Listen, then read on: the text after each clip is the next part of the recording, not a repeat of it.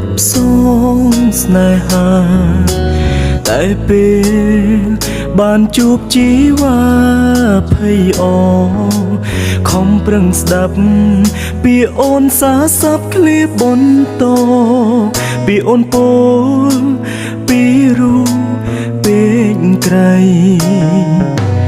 កែវភ្នែកអូនអង្រួនចិត្តបងហើយស្ងួនបេះដូងចង់នៅក្បែរស្ងួនចរណៃពេលអូនបែរទឹកភ្នែកបងហូ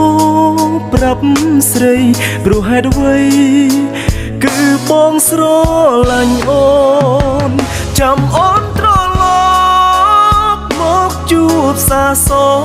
ងម្ដងទៀតគុំទាន់ឃ្លាជួបទៀតណាស្នេហ៍ស្នងទោះបីមា